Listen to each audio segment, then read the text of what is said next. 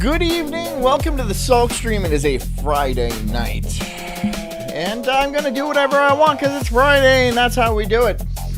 I hope everyone's doing well, and yeah, it's going to be good. We're going to have a good weekend. We're going to coast right into it, and it's going to be a lot of fun. Tonight we're talking about a movie. I haven't seen the movie, but yeah. Blatant anti-white propaganda is rampant in today's media, and you can't be racist or anything like that unless it's against white people, and that's basically what we're jamming on tonight. So that's what we're going to do. Get comfy, get cozy, grab a nice glass of milk. If you're working, keep working. If you are driving, continue to drive safely. Get home safely. Hit the like button, hit the subscribe button. If you want to help me out, ko-fi.com/sulkstream. I'm the Incredible Sulk. This is the Sulk stream, and this is called Sinners is Blatant White Anti-Propaganda. Enjoy. Hey, fellas! Yeah! Kill Whitey!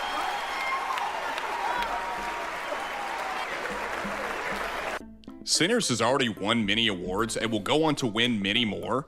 Because it has a predominantly black cast, talks about slavery, dismisses Christianity, and well, I haven't seen it, and I probably won't see it. But I've never even heard of it, so... most importantly, absolutely despises Whitey. Well, it's already broken the Oscars all-time nominations record, and I got a feeling it's going to get a...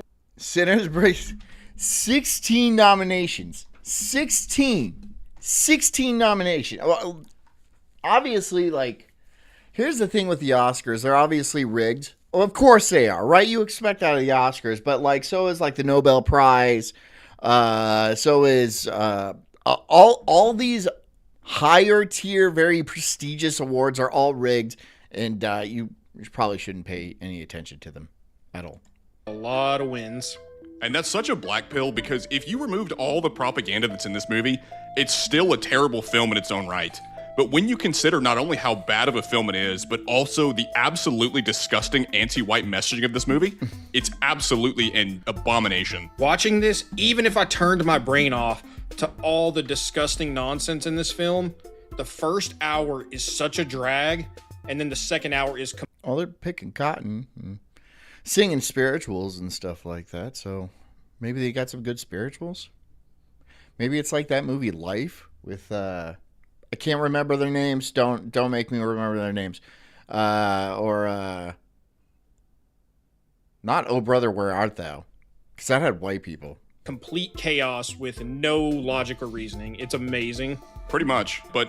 Did you guys not get the notification when I came on live? Ignore all that, because people will gaslight you into trying to make you believe that this... I don't know. I like it so far. Reminds me of the good old days. Picking cotton and stuff like that. These people were They're poorly off and abused and stuff like that. At least they had fucking jobs, you know? At least they had something to get up and do and stuff. And they went home, they drank their whiskey and stuff, and probably sang a lot. I imagine they did a lot of singing. This film is a deep exploration of black identity in the face of oppression and cultural appropriation by the white devils who seek to use Christianity to erase You get the notification the next day. So Rumble just likes to screw me. Okay. black people's that's nice. identity. And it paints whites as vultures and uses that same imagery many times throughout the movie Stolen car. to show that Whitey seeks to exploit the vastly superior black culture just to profit from it. Through years Yeah.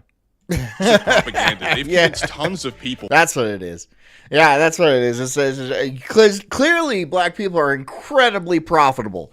That's why their cities are beautiful, glistening Wakanda style cities. Or no, that was a movie. And actually, if you go to like Mogadishu or Monrovia or Belize City or anything like that, it's hell on earth. There's human feces everywhere, dead bodies lying around. People kill each other just to kill. Just to kill. I've been to Belize City. It is gross. that through It films is like gross. It has an AIDS rate of like 2%. 2%. 2% of the people in Belize City have AIDS. 2%. It's not like low-fat milk, right? Like that is an amazingly high statistic. centers that they need to not only acknowledge but atone for the sin of being white. We're not worthy! We're not worthy! We're not worthy! We're scum! But let's get straight into our reasoning for I don't know how to appreciate things. I don't know how to appreciate black culture and dance moves and singing and we wuzzery and we invented everything, but for some reason we can't invent it again or don't even know how to use it properly. why we think this and not waste time. The movie. Did you invent jail? Is that what you did? Did you invent jail? Did you invent prison time? Because you seem pretty adequate at that. You seem pretty good at doing that. starts with us in Clarksdale, Mississippi in the year 2%, you say? Sounds like Atlanta. And you know, all these pharmaceutical companies love the fact that HIV is going rampant these days. I remember back in the 90s when it was like, oh, everyone's scared if you got AIDS, you were going to die. Well, they didn't die. It would have been nicer if they died. But no, there's like a 10-year incubation pattern. You know, it takes way too long to kill them. So they spread it around.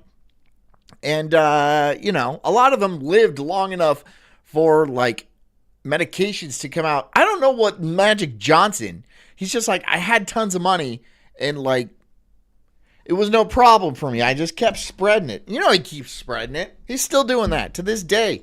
1932, and we're introduced to our protagonist, Sammy. The first scene is him stumbling into a church.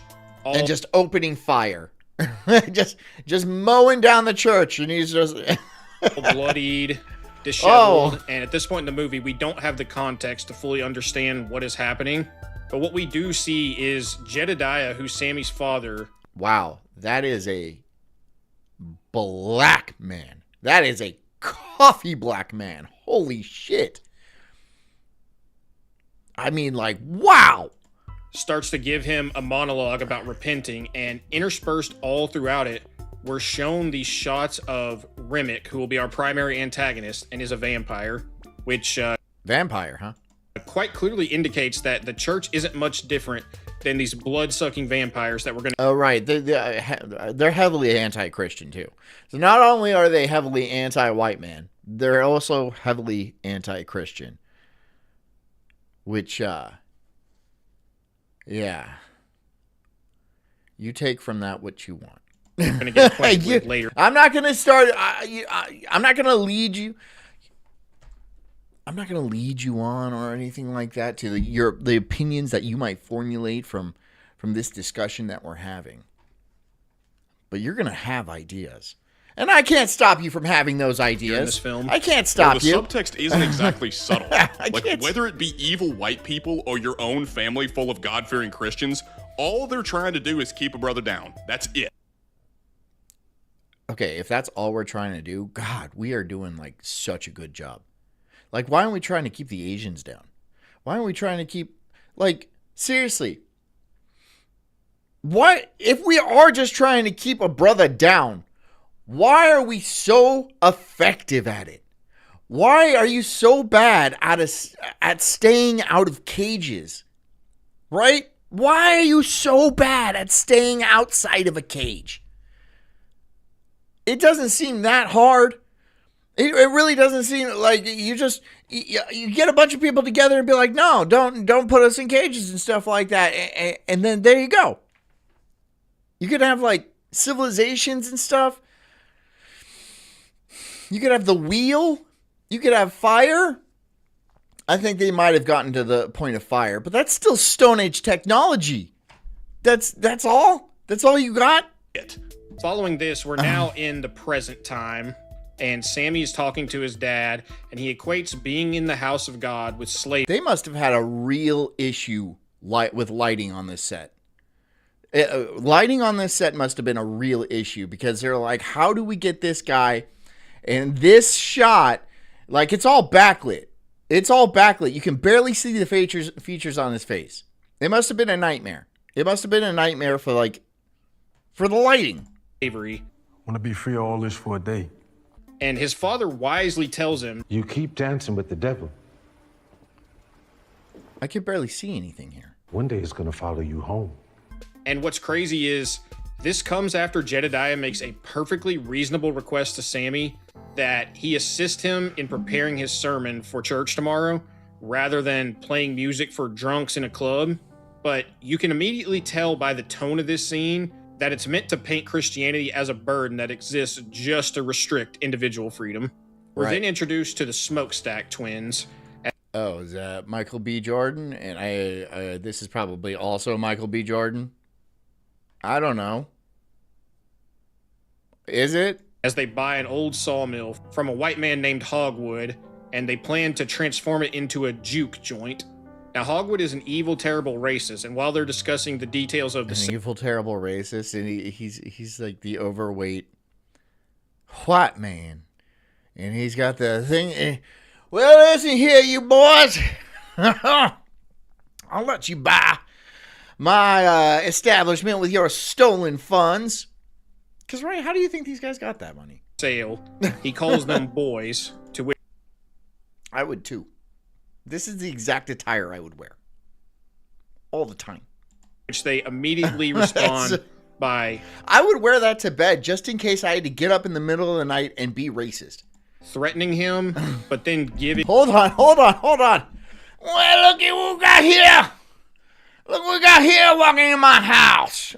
I got my fucking tie and my top hat and shit like that. Then my wife's all like, it's finally your time. You've been waiting for this for years. I'm like, that's right. What you gonna do about it, boy? I'm just getting my southerner, hon. Giving their money to him. And if we see you or any one of your clan buddies cross our property... What? I'm like a good old-fashioned southern lawyer, honey. I'm a big, fat, southern pie-eating lawyer. Only blue ribbon-eating pies, by the way. The best, right? Oh, my God. Could you imagine the pies back then? Not like now. They were better. They were better pies. Sorry. When was the last time you made me a pie? I don't see anything on the windowsill. We gonna kill him right where they stay. In the next scene, be shooting hobos out of the sky. The twins pick up Sammy, who we find out is their younger cousin. And as they're driving down the road, Sammy's daydreaming about being in Chicago where there's no Jim Crow laws. All the black characters throughout the movie want freedom from the white man. And as we'll see throughout the film, their definition of freedom is... So Rhea did hear our penny argument. And Freeside says 35 pounds of pennies. 35 pounds. I think you can handle more. Opening up a den of iniquity and excluding Whitey to engage in all manner of hedonism. So they're mad about Jim Crow law, but what do they plan to do? Separate entirely in their own little den of sin. Awesome. Wait, I'm sorry, what? Wait, hold on. So you guys are into segregation now? What is with this thing where it's all like, no, you can't keep us out because that's inequality, but we want our own place. So, like, you guys are cool to have segregation, but we can't have segregation. Is that, we can't have our own place? You can only have your own place. That's what's going on here. I guess it's yes is the answer to my own question. Eventually, through the scene, what we have is Smoke saying that Chicago isn't nothing but Mississippi with tall buildings. It's like $70. 36 pounds of pennies, like $70. How much does $1 cost in pennies? Somebody do the math. State of plantations. I'm not sitting here and do the math. I'm trying to be a racist. Further, he says, I'm trying to be a racist. That's why we came back home. Figure we might as well deal with the devil we know. and this is how you will see the movie continually refer to white people. And sometimes they even get so explicit as to say white devil. And of course, one of the things you later see is that Hogwood, you know that evil racist from before? Well, it turns out he's late because white people are always late to everything. Cracker showing up late already got us behind skip. I see. It's the old switcheroo, right? Where'd you get that watch, boy? Because, of course, we have to simply invert the stereotypes. But at this point, they go their separate ways and split up. Now, we then follow Smoke into town. And what's funny... I bet they're good fathers, too. ...is even in the black part of town... And that car's paid for. Smoke can't leave his truck unattended for 5 seconds without blacks trying to steal from it. I mean, blacks are so oppressed in this movie that the police don't even seem to care in the slightest that Smoke just shot 2 people in the street. Smoke then goes on to buy supplies from the Asian family that runs the general store in the segregated part of town. And when the Asian girl goes to get her mother to begin negotiations with Smoke, the subtitles that play throughout this are actually kind of hilarious. Now, according to the subtitles, and this is a value-free analysis, this isn't me adding anything, shooting each other is just what black folk do. Based?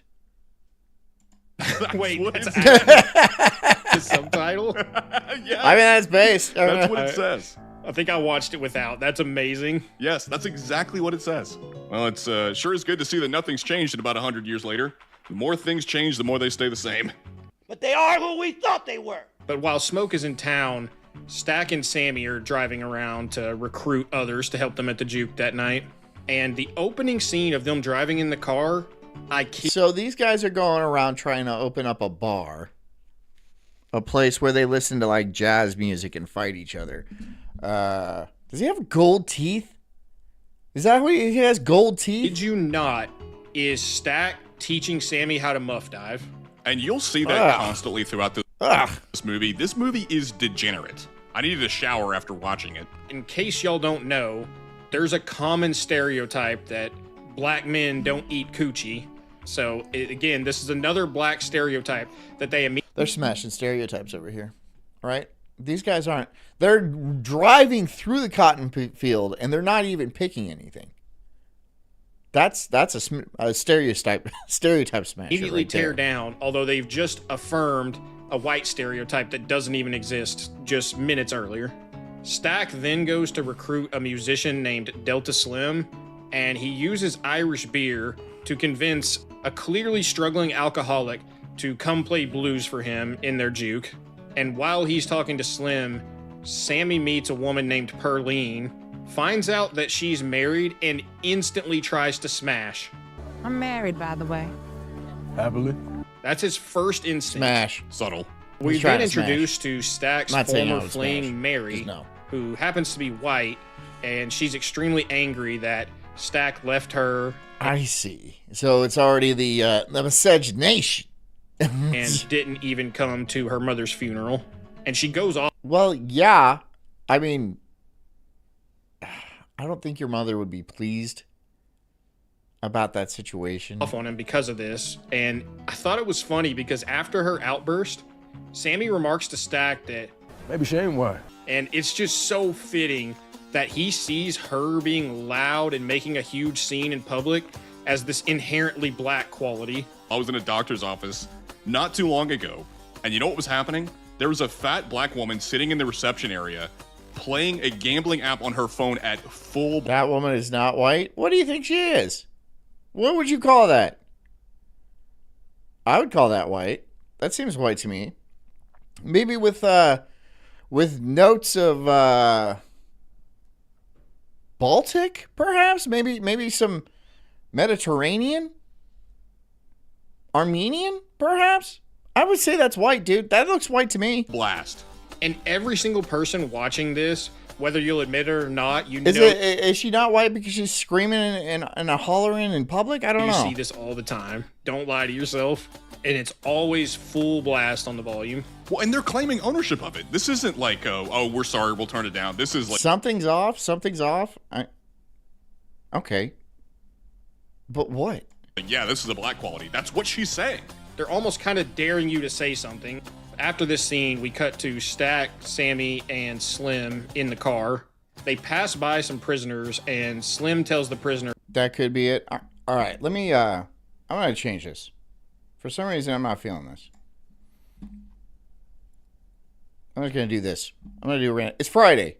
It's my Friday, Family Guy too. predicted Hollywood's most prolific predators, including this chilling joke about Brett Ratner. In their Okay, I feel like I can predict a lot of this. parody of Just the like everybody in Hollywood could. film Taken, Family Guy shows a version of the auction scene where Stewie infiltrates it and pretends to be one of the traffic girls. It all just seems pretty standard until you notice the throwaway line they drop in halfway through the skit. I have 75,000.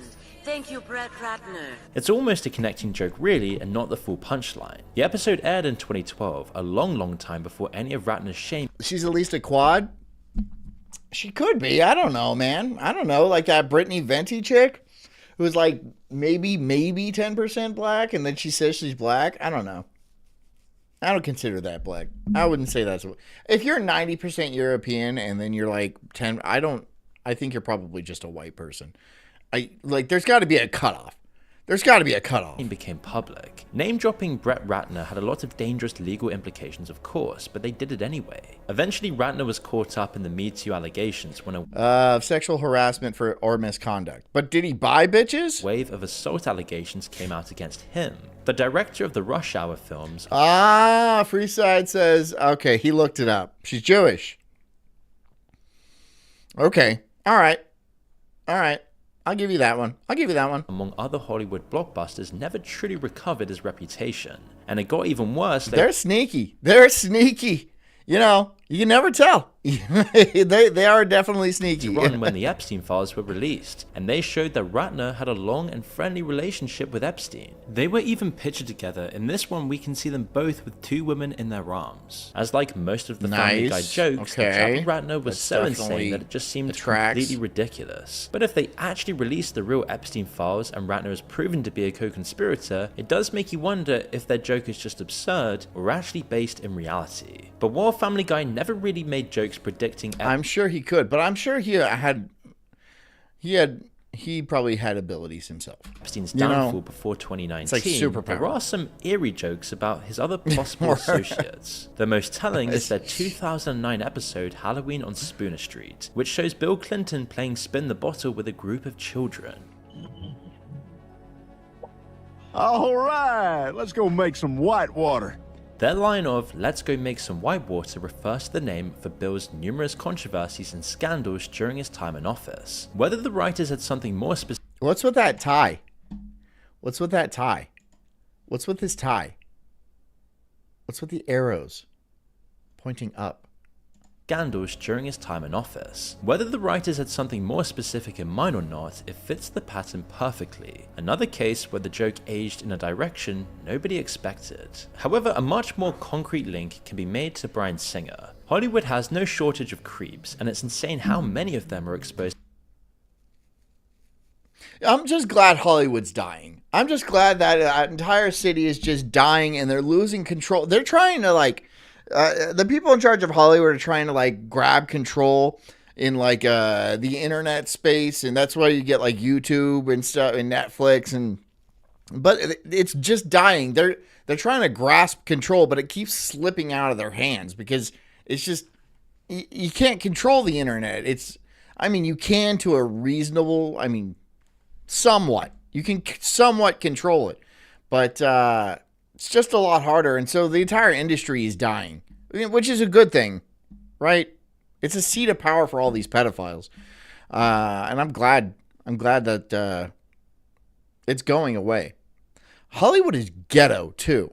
If you've ever actually been to Hollywood, it's gross. By Family Guy years before the full truth came out. Hey, Aeneas. In the episode Peanut Butter Kid from season 14, Stewie is selected as the new face of a peanut butter brand and finds fame as a child star. As Hollywood insiders, the Family Guy writers would have known how dangerous this is for young people, and they made sure to include a warning within the episode. Brian often stands in as a kind of version of the writer's voice, as though Seth is talking through the show, although it's obviously still self-deprecating. But keeping this in mind, here he tells Stewie this: there are tons of actors like this. They started out like you, but eventually they were destroyed by their parents' greed, drugs, or perverted Hollywood directors. Stewie then responds, oh, like Bryan Singer? At the time, Singer was still a respected name. He had directed the X-Men films as well as a load of other blockbusters. The studios would protect him to an extent. It's such an on-the-nose. He looks like a pervert though, doesn't he? His pointed joke that could only be in there if there was some truth or at least a commonly mentioned rumor to attribute to it. But at the time, people didn't care. Again, they only noticed it later on when the allegations were openly made. The Family Guy writers must have been so freaked out seeing that Singer could just openly exist in Hollywood, despite what they had known about him for years. It wasn't until 2017 that Singer was brought down by fresh lawsuits and news stories surrounding his alleged activities with underage boys. In season 19, which aired after the dust had settled, Gay! Family Guy writers took another jab at both Singer and Hollywood's culture of silence. Excuse me, how old are you? Not of legal age anywhere in the world. Have fun, tell whoever you want. Weirdly, no one cares about this. And proof that the Family Guy writers really knew the dirty secrets going on behind. Of course, because everybody in LA knows it. Like everybody in California knows it. It's not a secret. It's just how it is. It's not a secret. It is absolutely not a secret. These guys, sure, they're insiders, but they have knowledge that other people don't have. No, everybody has that knowledge. Everybody is aware that these people are pedophiles, and like a lot of, like, even if you're like a shit actor, that you're still waiting tables and stuff, you know all this stuff. You're well aware, and a lot of them play into it too, because they want to be rich and famous and, make a living acting and stuff. So they'll be like, yeah, okay, cool, whatever. He has sex with kids. I'm not gonna say anything about it. All right, that's how the industry went. But these guys got fame. They're famous enough to make cracks about it. Behind Hollywood. As Family Guy's done over 500 episodes, and they've never been shy about exposing Hollywood's biggest celebrities, including even Matt Damon. In their I wonder who these people are. 2018 episode HTTP Pete, Seth MacFarlane and the writers added a cutaway gag incorporating lots of Hollywood's most infamous predators. In a classic bit of shock humor, Steven Seagal? What has Steven Seagal been accused of? Does anybody know what Steven Seagal was accused of? Kevin Spacey, Harvey Weinstein, and Woody Allen are shown as the Marvels the offenders. But then Family Guy goes somewhere that people weren't expecting, ending the gag with this line. Is Matt Damon coming? Nobody knows about all of us. He's very aware of what's going on here, you see. Yeah, I imagine he would be. Of course, like everybody else.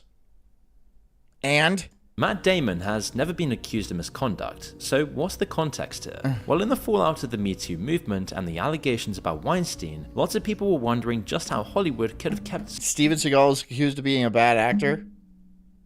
Well, he's guilty. He's definitely guilty. Steven Seagal, I don't know why he gets movies, but I know exactly why he gets movies. I don't even know what I'm saying. Such an open secret for so long. Many of Hollywood's stars took to the networks to clear their names, but often they just ended up creating more headlines. Matt Damon's interview from the time was just one example. Trying to distance himself from Weinstein and his crimes, he said this to ABC. And I knew he was a womanizer, I wouldn't want to be married to the guy, but I'm not, Matt Damon had already admitted— What is he gonna do? He's Matt Damon. He's an actor. He's not the cops. He's gonna go around telling people, blow up his career? Well, I mean, he could do that. He could. Hey, Bhutan. Thanks for the sub. I appreciate that. To knowing something was up, and now people were suspicious that he knew much more than he was letting on. One comment from the time reads, "The acting skills in this video is better than their whole careers is." Another states the obvious even more plainly. They knew, they all knew. Well, Seth MacFarlane and Family Guy weren't blind either, and they weren't afraid to call out Matt Damon. This isn't unearned at all either. Seth MacFarlane himself has never been afraid to call out abuses of power despite the risks to his career. As we'll find out, they've often been years or even... At this point, he's rich enough to where it doesn't matter.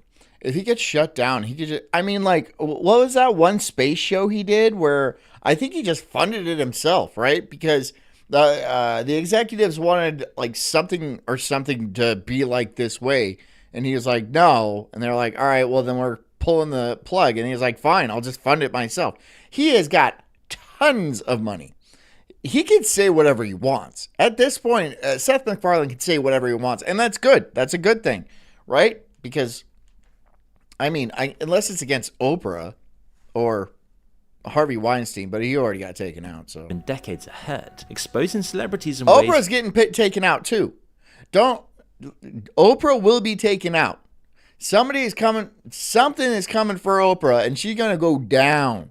She's going down, and she's going to be going down hard. It's going to be an event. People only noticed after the truth came out. Family Guy has been calling out Hollywood's creepiest celebrities years before anyone ever believed them. In 2013, in front... Oh!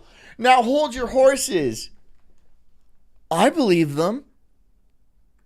I believe that. Of course, lots of people believe them. Nobody believes that Kevin Spacey chains up little boys in his basement. Oh, that's silly. That's not silly. That's a real thing. Obviously we know that now. Obviously now that's a thing.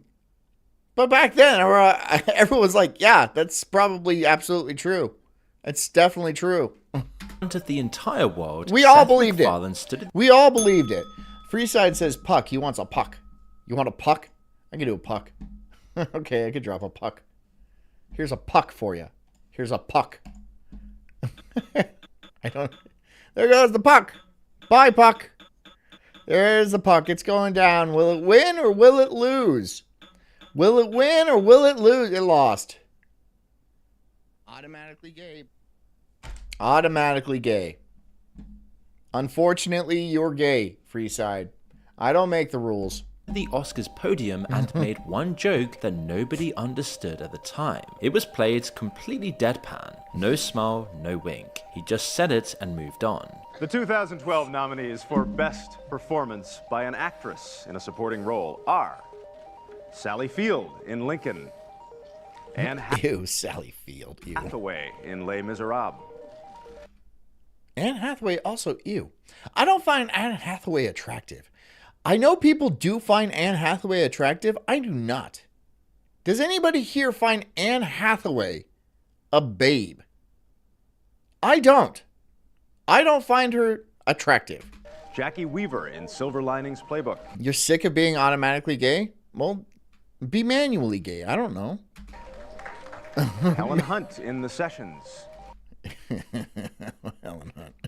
And Amy Adams in The Master. Congratulations, you 5 ladies no longer have to pretend to be attracted to Harvey Weinstein. I bet he got in trouble for that. And Jackie Weaver is an old bat. And Helen... Well, okay, Weinstein isn't going to want any of these chicks. They are way past due, right? Way past due. All of them, including Hathaway and whoever this chick is over here, right? He is not interested in that. 4 years later, when Harvey Weinstein was exposed as one of the most prolific predators in Hollywood history, people went back and found this clip. And they had one question. How did the creator of a seemingly stupid cartoon know what the A-list stars, the executives, and the journalists who covered Hollywood every day all claimed they had absolutely... You ever think that Ellen DeGeneres dresses that way so she doesn't get hit on by Hollywood producers? I'm going to do that. Hollywood producers, right? She's like, I'm just going to make myself look like a boy and call myself a lesbian. A lot of chicks attempt that. It doesn't matter if you're a lesbian or not. If you're attractive, you're going to end up under one of them, you know? No idea about. You see, Seth never... Hathaway could get it, says Knobs. So Knobs thinks, I just don't find her attractive. I don't find Anne Hathaway attractive. She is not attractive to me. Made that Weinstein joke by accident. When the allegations broke, he explained in a now deleted tweet, "In 2013, my friend and colleague Jessica Barth, with whom I worked on the TED films, confided in me regarding her encounter with Harvey Weinstein and his attempted advances." I wouldn't even do all this on Twitter. I'd just be like, called it. It was with this account in mind. Called it, nailed it. Yep. But come on, dude. That's like not even a 50-50 shot. That's not, it's not a you're like, if you were like, I'm going to guess one of these powerful Hollywood elites is a pedophile, you would have a 99% chance of being correct. 99. There is a 1% chance that he's not, and it's just, for some reason, I don't know. Like Keanu Reeves. I don't think Keanu Reeves is one of them. Could be wrong. I don't think Tom Cruise. Well, he's gay. He's definitely gay, so maybe he's like hitting on little boys, but I don't, yeah. John Travolta definitely is one. John Travolta is definitely one of them. And there's a lot of other ones. We can go down a list of names. That when I hosted the Oscars in 2013, I couldn't resist the opportunity to take... Hathaway is just mid. I see one of her in Publix every time. Yeah. I see much better looking girls in Publix than Anne Hathaway. She would be invisible to me. Anne Hathaway, if I saw her in a store, I wouldn't look twice. I'd be like, that's just a normal lady. That's a normal plain lady. Look at that. Or don't look at that. Doesn't matter to me. She'd probably love for you to look twice at her. And that's probably what she tells herself in the mirror at night. She's all like, oh, people are just gawking at me. Oh my God, that must mean I'm so hot. No, you're famous. And you're not attractive. I'm sorry. It's not that you're ugly. It's just like, you're like chicken noodle soup. If you're really hungry and somebody puts chicken noodle soup in front of you, you're like, wow, thanks. She's chicken noodle soup. A hard swing in his direction. Make no mistake, this came from a place of loathing and anger. When that seemingly wasn't good enough for the media, Jessica Barth came out in Seth's defense, saying that he respected her wishes. It shows that while Seth might make crude jokes, when things get real, he has a good heart. But while the rest of Hollywood was trying to wash their hands and distance themselves from the cover-up, Seth never had to. His hands were already clean. And it makes it that much more compelling when Family Guy exposes predatory celebrities, especially when the truth comes out about them years later. For example, okay, they made that Bill Cosby joke after he got got. Okay, so, and again, Bill Cosby could have called it immediately. For example, Family Guy knew the real truth about Ellen years before anyone else. As we can see, Ellen is a lesbian? What's the truth? From this episode in season 9, which aired back in late 2010. So you want to hear about my movie? I had a great weekend this weekend. I danced all over my house. I try to dance in every room at least once a week. I also listen to jazz while I vacuum, which is cool. Despite her reputation at the time for being the kindest person on TV, she was not saved from Family Guy, as they clearly saw there was a monster beneath this nice facade. An opinion that would later be proved correct years later when allegations surfaced about her true conduct, when her show's staff described her as acting superior, not even looking people in the eye below her, and often abusing them for perceived mistakes. Today we all know Ellen is a monster. We even She looks so nice though. She looks so pleasant and nice. Like, why would you think this woman right here would be mean to anybody or is somehow clinically insane in any way? Made an entire video about this a year ago, and Family Guy made sure to capitalize on this later on, getting at least a little bit of payback for all the people she mistreated. So please, give today, because no one should have to spend Thanksgiving watching a millionaire try on sweaters. They even made their own parody of her to drill it in. Lots of people could have made jokes like this after the fact, but it was only Family Guy that made them years before as well, to such a wide audience with such strong conviction. Hathaways and Altoid, you don't buy them, you'll have one if it's just there. Yeah, damn. Damn, that's good. Right, if your friend offers you if my friend offered me an Altoid, I'd be like, no, I don't really like Altoids. They're too minty. They're too mentholy. I'll pass on a menthol. Altoid. Do you have a Altoid Smooths? This hella disingenuous bit is Camel almost Altoids. hidden in the background compared to other Family Guy jokes. It's really... Puck till I'm straight. Okay, fine. You want the puck? You want the puck? I'll give you the puck, man. I'll give you the puck. If that's... We just have to sit here and wait and watch this puck fall all the way down. And I have to fill the time. So there's not dead air. But you're probably going to be gay again. I have to... Okay, fine. Jesus, dude. Okay, you won that one. I think that one was a mistake. You won. All right, are you happy? Fine. Jesus, dude. a hilarious summation of everything that was wrong with that. I mean, you can keep donating. I mean, like... Because you could get the gay one again. From her falseness to the way she used charity. I don't exactly know how to use this yet. But it's a thing. It's a thing I have. It's a thing. So there we go. Charity and social issues to boost her own fame. Maybe this one time is just a coincidence. After all, Family Guy makes dozens of jokes every episode, and they've released hundreds of episodes.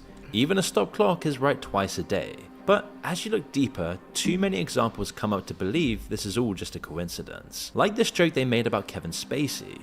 $10, $5, $8 and I'll do it. Fine.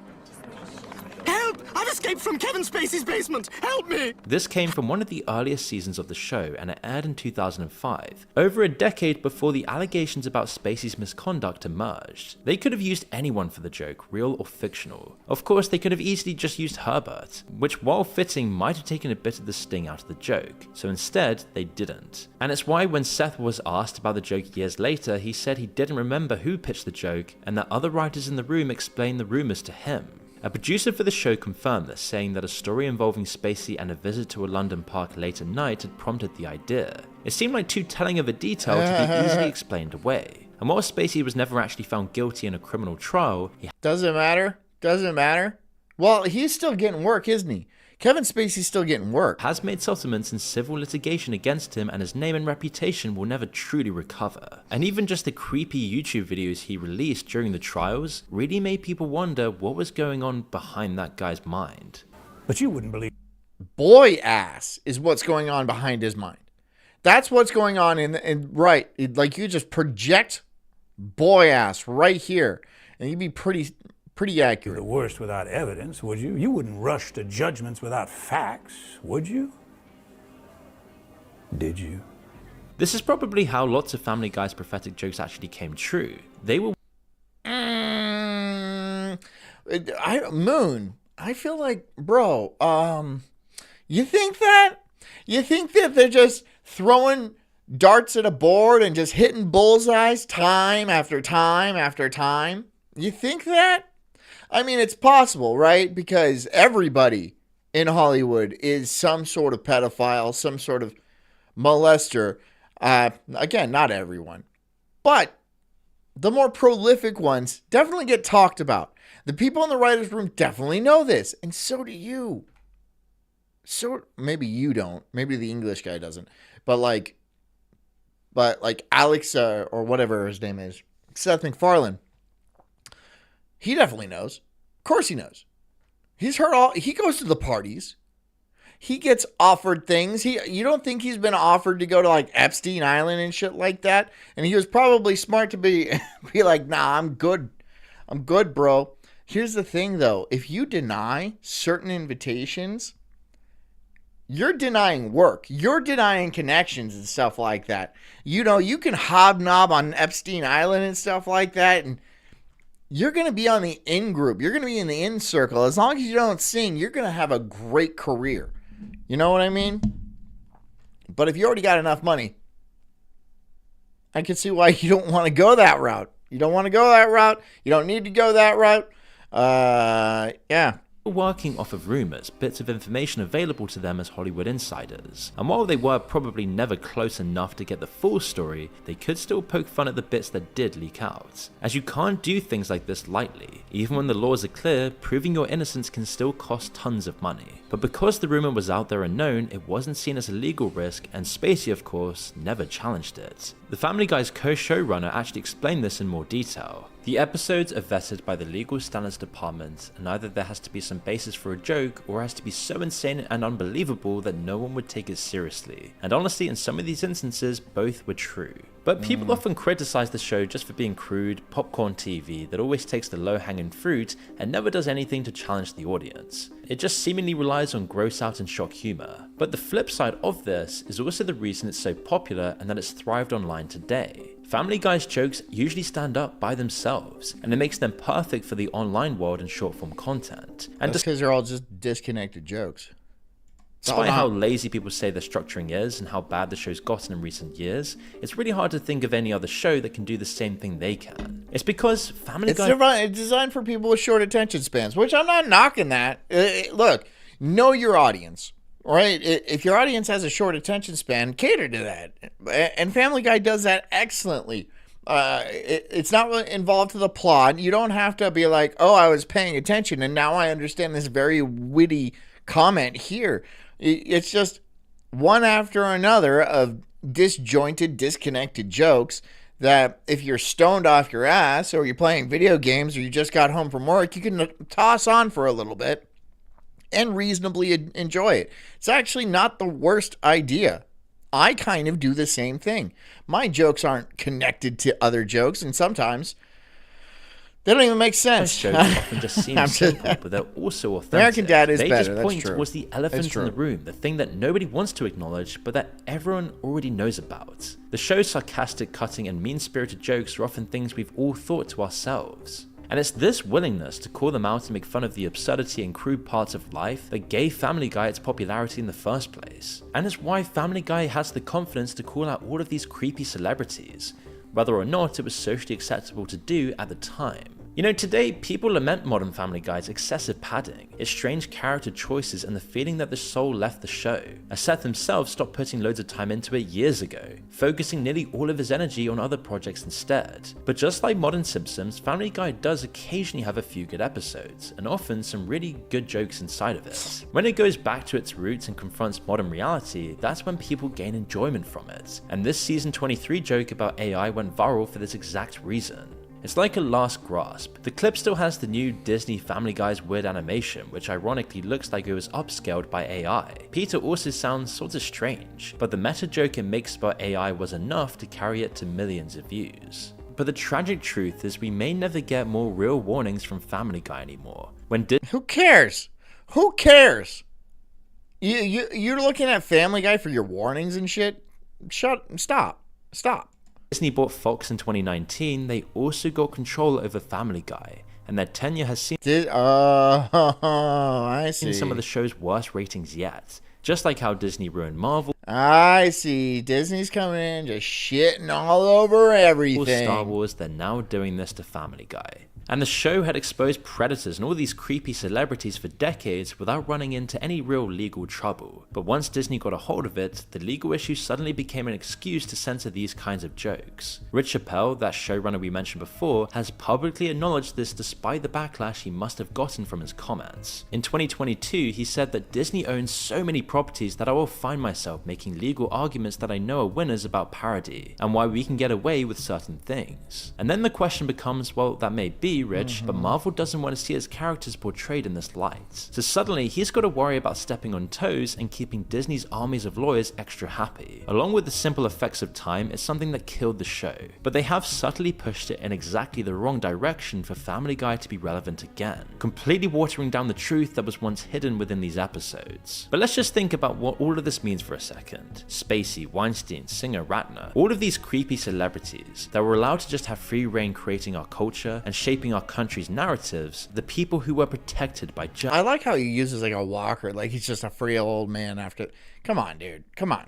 Journalists, studios, agents, all the A-list actors turning a blind eye. None of these people ever said a word. The only people who told the truth were cartoon writers, and the only reason they could tell it was because they buried it inside of a joke. Because in Hollywood, the one thing more protected than a predator is a punchline. And this is why Disney's just killing the show, as the lawyers are too worried about jokes that tell the truth. Yeah. But if Disney bought it up, and he was like, I'm just gonna, Disney whoever,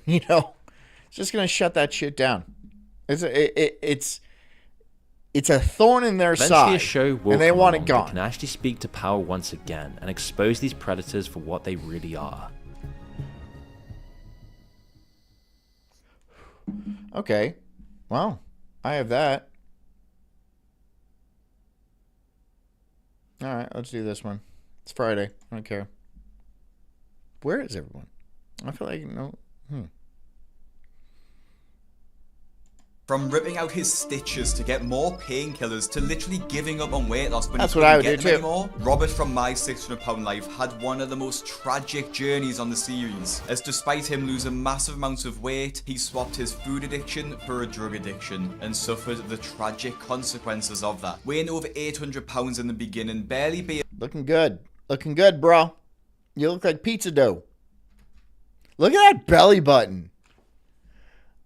That belly button is all stretched out. mobile and already in his 40s, Robert is already running out of time. First thing I think of when I wake up in the morning is that I feel blessed and shocked at the same time because it's almost unbelievable that I woke up. The pain I feel when I wake up is all over. And I feel sometimes that I can't take or live this life one more minute. There's nothing Robert can do by himself besides eating. He's almost completely Oh, he's a bedbound, fat only able to walk a bitch, few dude. steps, and requires his fiancée to That's his fiance, right? This chick was like, "Yes, I'll marry you." You're gonna marry that? Rocking the Xbox 360. Right on. Xbox. You don't sleep in the same bed. I understand that. So why marry this guy? Why just take on this job? do literally everything for him. I should be able to take care of myself. Simple things that people take for granted, I should be able to do. But if I didn't have Catherine to help me like she does, I would be in the nursing home full time for the rest of my life. Rob is completely helpless. He doesn't have an aide, so between me and his mother, we take care of him both. I give him his bath, and under the skin fold, he's getting boils and sores and making sure that they're clean and trying to keep him as infection-free as possible, because when he gets an infection, he gets an infection. Oh, yeah. Oh, yeah. He gets a giant, disgusting, gaping wound in his side because he refuses to move, and he's incredibly obese. But it's hard to do this every day, and it's killing me to see him like this because he's not living life at all. Yeah, He's seeing somebody struggling all just the time. lift it up. And then she's got to do the wiping. Oh, my God, dude. That's it's like having a giant baby. But no, it's not, because babies move around.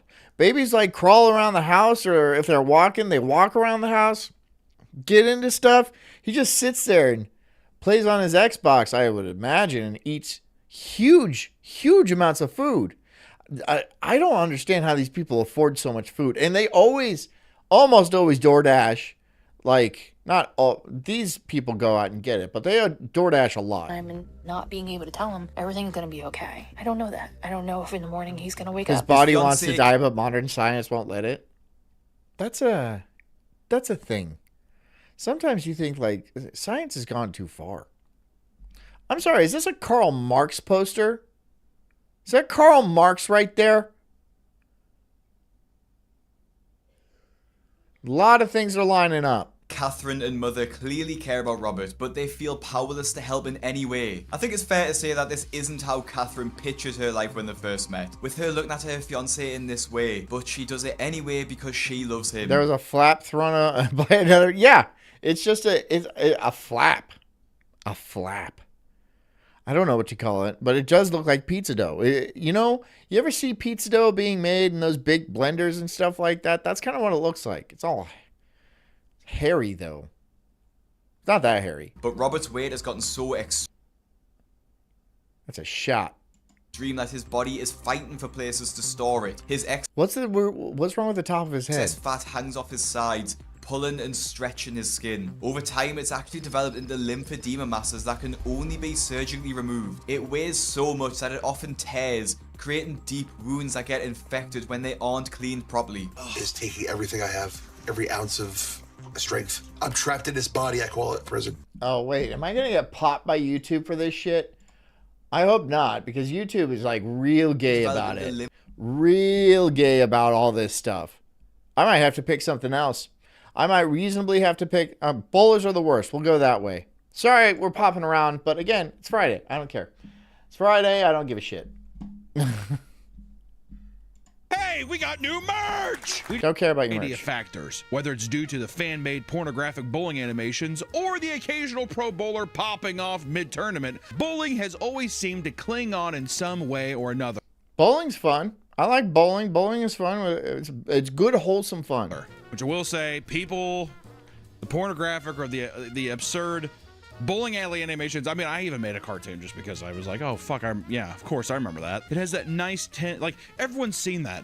So it elicits a nostalgia. Well, not even nostalgia, but it elicits anger. That's what you should put. Well, yeah, because it's just like, nice shot, dickhead. Despite its massive decline, people still yearn to bowl. So much so that there are even people like Yanni Mavrakis, a TikToker documenting the entire process. Mavrakis. You screwed it.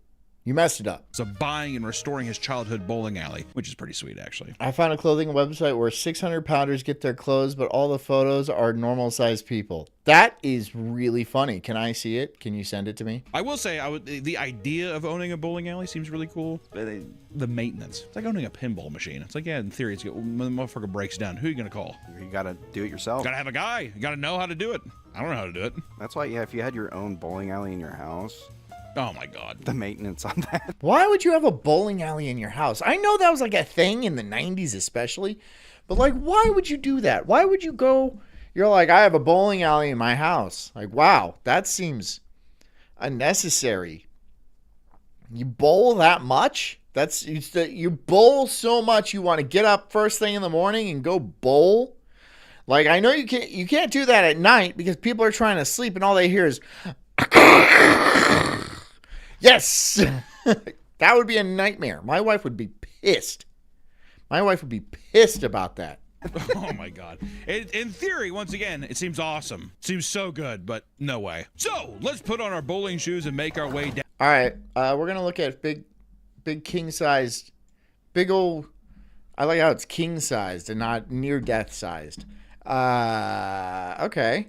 Casual shirts. Hoodies. But it's for enormous. King size is large to 10XL. I am a 1X. This is extra large. This is 1X large. But this 10XL. I would like to see the t-shirts in 10XL, please. 10X, please. Okay, okay. All right. So they're even a little baggy on the normal people. Right? He's a little chunkier. Hey, what's up, big fat guy? These are not the fat guys that you're talking about, though. You need circus tent kind of fat guys. It needs to, like, are they double stitched? Like to, let's see, 10XL? It's not going to show me a set. What's my size? I weigh 420 pounds. Okay. Let's go all the way. Let's see. I weigh a solid 500. Let's see. What's my size? I weigh,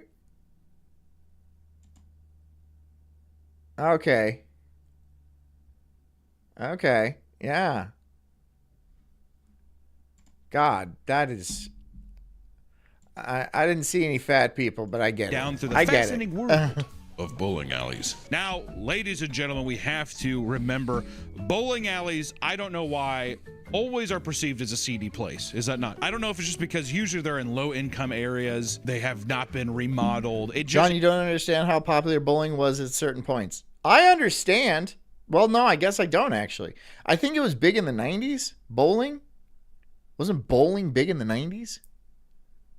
I saw Kingpin, and I assumed, like, bowling was like this big deal where you get hot chicks and stuff like that, and there was like high stakes gambling and stuff, right? It brings in a certain type of crowd. The stereotypes of these clothes have to be made to order. Imagine the little fucking Chinese kids, right? Or they're in like Vietnam, and they're like, okay, I have to make a t-shirt for this fat American, and it takes like 6 of them, right? And it's like folding a giant flag from a military flag. It's just, you know, It's a team effort. And they're like, this shirt can house my family. Of bowlers or people who attend bowling alleys, it would be fat, old, middle-aged, I would say, and alcoholics, smokers. Alcoholics for sure. Drug dealers. I think that's the thing now, right? It's fat, old alcoholics now because it was super big in the 90s. And then they were drunks then too. And now 30 years later, they're just fat, old drunks. And they still like to bowl. They're still into the bowling thing. I think that's where that comes from. What are you buying? I don't know why I want to say this, but there's no truth to it. Wife beaters. Bowling is fun, but I ain't wearing them nasty public shoes. I'll wear the shoes. I don't give a shit. I'll put the shoes on. I'll put the shoes on my feet. I'll be like, yeah, I'm one of the people. I wear peasant shoes. I put the shoes on my feet, and a lot of other people have put these shoes on their feet too. I'll take my socks off to put the shoes on, just so they know Sulk's been here. I don't Sulk's been know here. why. I can see it, but there is no semblance of truth to it. So I just want to say, if you're out there, please do not be offended. At $9 for 10XL, I'll buy them for rags. That's actually not a bad idea. That's a very good price. $9 for 10XL. That's a lot of fabric. That's a lot. You use bed sheets, curtains. You use all types of things. I don't think you're hitting your wife. I'm just saying that it gives that allure. It feels like you beat your wife. A guy rubbing down a ball with one of those towels, I'm like, you're trying to tell me that he did not. They always wear rings. I'm not talking about wedding rings. I'm talking about like tournament rings. This video is sponsored by Helix Sleep. The spring is the perfect time. If you're not sure, Helix Sleep has 120 night odds. Take your old dirty mattress to 3200 BCE, as seen by depictions of the sport on ancient Egyptian tombs. The game has evolved countless times throughout history to get where we are today. What you want to say? Egyptians ain't bowling, dude. If it doesn't have a ball return and the hand fan, we ain't bowling. They had slaves for that. What was with the hand fan? What does the hand fan do? What does the hand fan do? Does it dry your sweaty palms because competition is just so tense? Your hands get that. You're sitting down most of the time. 90% of the time, you're just sitting there. What do you think? Have you seen the movie Crackerjack about the bowling in Australia? No, I haven't. Pens were. Billy says he licks the shoes, and that's psychotic, bro. Oh, he's stoned. That's you. Stones? You do Those are you. just little mummified cats. Mummified children, too. Like the aborted fetuses that they mummified. Mummified. President Nixon put a bowling alley in the White House. Why? It's so dumb. That's so retarded. Why? Aborted fetuses? Yeah. They did abort fetuses Yes, they in did. Egypt. In ancient Egypt, Yeah. they were like, Yeah. pop the cork, get them out. Did the Egyptians use fetuses as bowling pins? No. Nah, I'm sure they did. That's what they were saying? They scrambled your brains when they... Actually, let me ask you this before we get too far. If we had to guess who would win amongst our team here, who would be the best bowler? I'm gonna guess Trevor. You should have said to yourself. I'm going to say it again, and then you say me, and I'm like, bullshit, I would, and then that was going to be it. Okay. Right. Before we get too far into it, out of all five of us, who's the best bowler? Me. Definitely me. You don't fit the bowling. I would be a better bowler than you. I bowl I used to bowl every week. It was about 10 years ago. If you told me right now you bowl every week, I'd be like, you do it by yourself, I'd be like, there is some trouble. There is trouble at the house. You go bowling by yourself. If you like, imagine having a wife and kids and stuff like that, and you go bowling by yourself. Not even like, oh, I'm going to the bowling league with the fellas and stuff like that. No, you're just going to fucking blow some steam off and knock down white pins at the right. That's what you're doing. You're just sitting there alone. I have never seen somebody bowl alone, like have a lane where it's just their lane. If I did, I would be watching. I'd be like, why is that guy here alone? What's he doing? Why is he alone? I wonder what his backstory is. It seems so sad. And I would write a big long backstory about how he got to this place. Like, he used to be the best bowler in town, right? And then his family was killed by a bowling alley fire or something like that.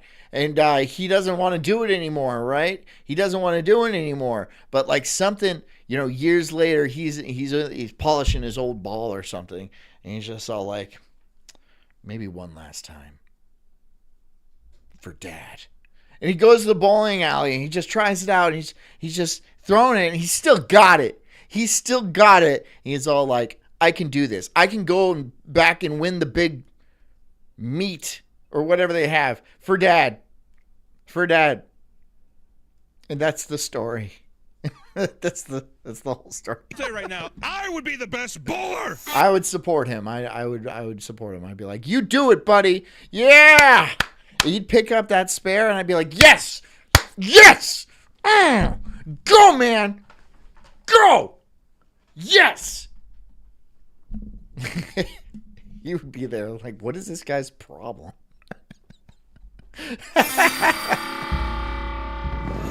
I'm here to beat the ref. His family was sucked into the ball machine.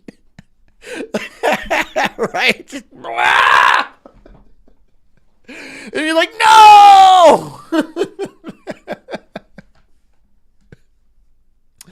Yeah. My son, Brunswick! Ass and bowling. If I don't win, that's inside bowler knowledge. I'm going to kill myself in the main event bathroom. Challenge accepted. Challenge accepted. I have bowled with Hunter. He's going to crush it. Over under Nick 5 gutter balls. Whoa. 5 gutter balls? I think I'll say 4. I'll go on. I've been to this place, not this specific place because I think he's in Alaska, but I've been to a place that looks just like this, and I think it's the same like chain. Fingers so wet all the time. If you're not night bowling with all the goofy lights and shit, are you really bowling? Are you? If you don't have a bunch of goofy lights and stuff and black lights, and are you really doing it? Imagine going to a fucking lit up bowling alley. It's like a bingo hall. It's not fun. When they turn all the lights out and they put on that hip hop or, you know, that real housey trance music. Now you're bowling. Now you're bowling. Brunswick who, I say. Oh, it's my son that got sucked into the bowling machine. And it just, yeah. It set him up at the end of the alley like a fucking Tom and Jerry cartoon. It was tragic. There was so much blood. But let's not talk about this right now because, look, it's pink. It's pink. That's one. He's bad. For a big fat guy, he's really bad at it. Oh, there you go. Pick it up, pick it up. Oh, boo. See, it's not about your weight. It's about skill. Because you think the big fat guys would have it down, but no, they don't. My shoes are so slippery. I can't. Knocking down pins and jacking Mountain Dews. Holy crap. Are you telling me Jack Daniels and Mountain Dew? Jack and Mountain Dew.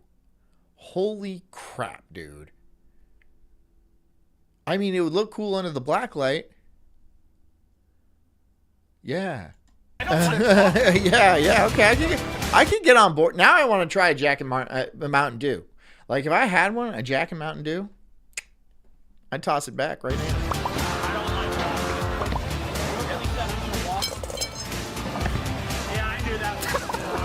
Jack the Dew, right.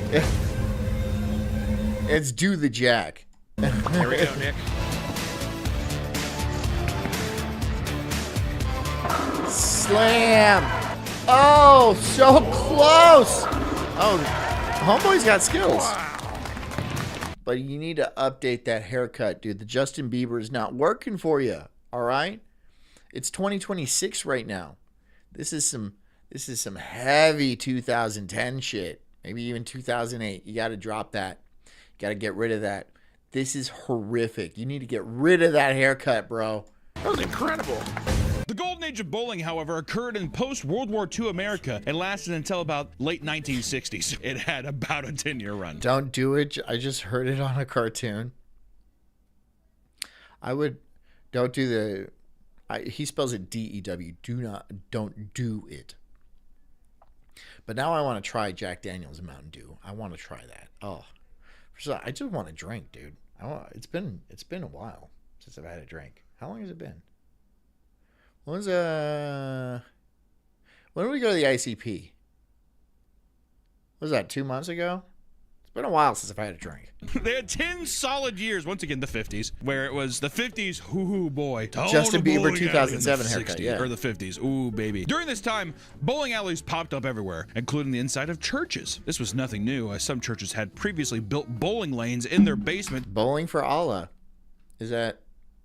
to serve as a men's club. And with the pastors and the priests could, drink scotch down there and be like, I don't know what the fuck, you want to do some bowling? During bowling's peak, churches across the nation began installing full bowling alleys in their basement so their congregations could gather. Really? Gather and have fun. Some also... Really? Doubled as a private club, which was essentially a loophole to allow the sale of alcohol during the strict 1945 liquor laws. Nice. I was gonna say, too, you think... So it's a speakeasy. That's what it was. It was a church speakeasy. So everyone would go down to the bowling alley, and they're like, no, they're just bowling down there, and everyone is just hammered drunk.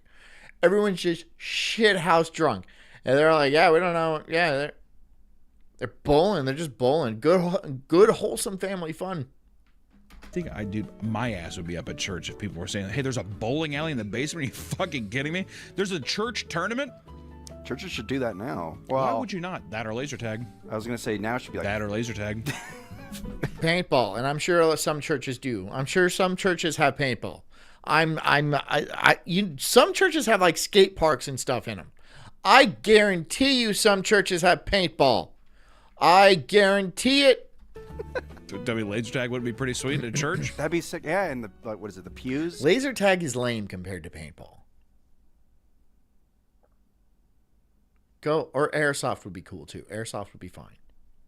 Not laser tag. Laser tags, you need something to hit you. Like if you get to play in the actual... And the guy, the pews, and then the guy who's the ref to be like, you're out. Whatever, because there'd be 3 crosses in the room. 1 cross for each side, has a charging station, because you get shot and you're like, okay, and you have to go back and do that. I wonder if, like, you know how they have those funny animations when you pick up a spare or something like that? I wonder if they were like real Jesus heavy, right?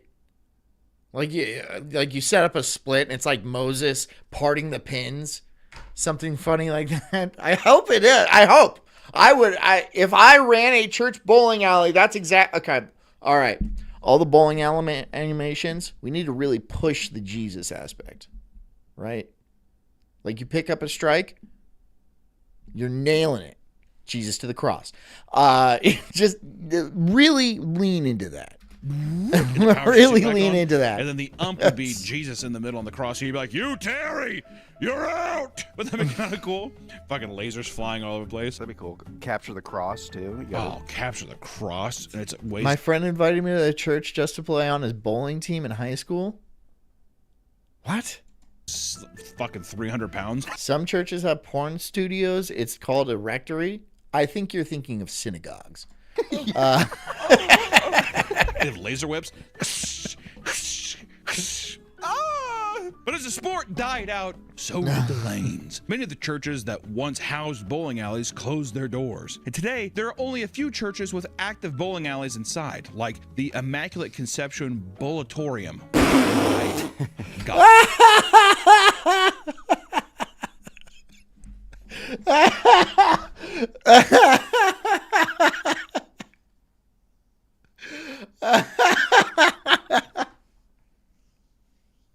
I'm sorry. Just like Jesus' Bowl-orama. Come on. Get the fuck out of here. Come on, dude. Come on, dude. Located in Omaha, Nebraska. We have got to go. How cool is that? Oh, yeah, that'd be sick. Holy fuck. People outside the church may think it's funny that you can go bowling and get baptized all in the same place, but bowling and baptism have been Sweet. going on for quite a while. Bowling and baptism. That's fucking stupid. That's retarded. Over the years, people have looked at the lanes the same way they do pews at a church and have chosen to get baptized in it or near a bowling alley, which honestly, when I hear that, ain't that crazy. Roll a fucking turkey and then go, praise the Lord, and get down, you know what I'm talking about? The religion Dudism. It'd be pretty funny tossing a bowling ball. It'd be like, praise him, and then you just get thunder, man. Fucking turkey. which was founded in 2005 and is based on the Big Lebowski, has its baptisms inside bowling alleys. A nudist baptism involves going to your local bowling alley, getting baptized inside a baby bathtub while surrounded by candles and listening to whale sounds, which is pretty good. Also, I feel like a White Russian should be involved in that. Oh, He's yeah. always drinking White Russians. In an ironic twist, White Russians are pretty good. White Russians are pretty good. I'll have me a White Russian. Hell yeah. most of the abandoned bowling alleys from the Golden Age are now being converted into churches, meaning bowling alley baptisms are not going anywhere anytime soon. That is kind of a weird twist. I guess that makes sense though, because they're so wide. Like, there's such a weird, like, if you did get rid of a bowling alley, what the fuck would you do that space? Storage? There's such a long, wide building. Very weird. Laser tag. You could do anything in that building. There'd be no problem. You can have anything. Obviously. While bowling is still a popular sport enjoyed by many, it's hard to deny that the scene is not nearly the same as it was during those golden years. And over time, there has been a notable decline. All right, let's look at this. Peak in the mid-60s. So it was big in the 60s. Okay. The U.S. has lost 3/4 of its bowling alleys since. So you're telling me that bowling alleys were everywhere in the mid-60s. Interesting. So that was the deal. And then they really started to drop off around 1990. It became less and less popular. And now there's 3,000 of them left in the United States? Really? That's it? That's it? Really?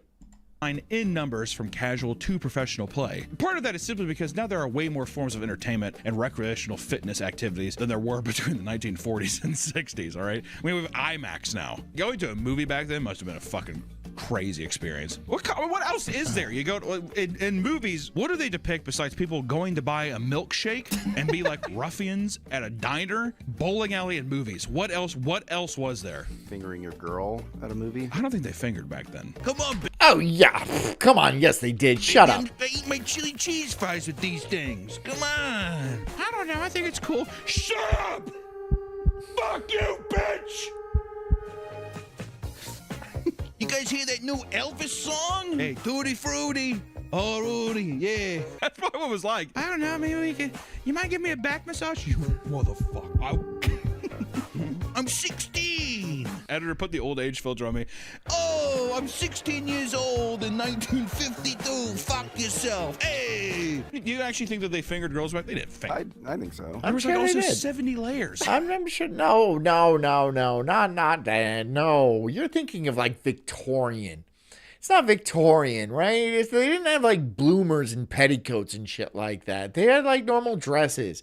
And you can get inside a normal dress. That's not a challenge. It's not a challenge. I can do it. You saying I can't do it? I can do it. Jess! She's probably busy. And movies are like, all right, good night, Mom. They tell there's 7 layers of clothes. It's a dry rub on. Flicking that bean since 10,000 BC. That's right. Top. Oh, yeah. It was even easier back then because they just wore like a tunic, right? Like a tunic made of burlap. It's very revealing. There was nothing else. They were like, we're poor, man. We're fucking poor. I have to go out and kill something to eat. They're trying to start a little Apache fire.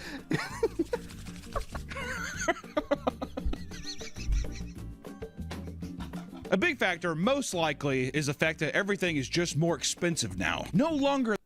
This is true. I mean, how much would bowling cost? I have no idea because I have been bowling, but I don't remember how much it costs. Maybe it was expensive. I don't know. I don't remember. Are the days of paying just a few dollars for a game. Now the same places can charge more than double that. Well, yeah. You used to pay $1, now you gotta pay $2. More like you used to probably go to a bowling alley and be like, I have 3 cents. Well, Mr. fucking Moneybags here, come on in. Now it's to literally bowl. I wonder how much it is to bowl for a bowling game. $60? It's like $20 per person. $20 per. Yeah. That sounds about right. For one game? Oh, there's different. If it's like. Okay, bowling per hour, off peak, evening peak. So let's go. You take your girl out. So $60, right? You take your girl out bowling. You're like, okay, Toots, wear something nice. We're gonna go bowling. I'm gonna do that. I'm gonna do that to Jess. I'm gonna be like, wear something really nice. I'm gonna take you somewhere special, and then take her ass bowling. I think she'd be fine with that. She'd be like, okay, yeah, cool. She'd be fine with it. And then I'd be like disappointed that she didn't be like, why did you take me bowling? No, I'm like ruining it myself because I know she'd be cool with it. She'd be like, okay, sweet. This sounds like fun. I'd be like, bitch, you're supposed to. I had this whole setup in my head. A lane per hour. It's probably like $40. I bet you anything. If you have let's say, because a big thing back in the day when at least when we were younger, was bowling birthday parties. Is it $20 a person? You think? You could probably do a deal. I'm sure there's like but still. You know what they should have is a giant bowling. You know, like a bowling alley, but the bowling ball is like an Atlas stone from those World's Strongest Man competitions. And the pins are huge. And then you have to like pick up the Atlas stone and be like, yeah! Like fucking, and then just, yeah! Right? And then hopefully it would make it down. And then they might have like hollow ones for girls or something. I don't know. But I would feel like a man if I picked up like a big ass, like 80-pound stone. And I was like, fuck yeah. And probably way more than that, but I can lift it.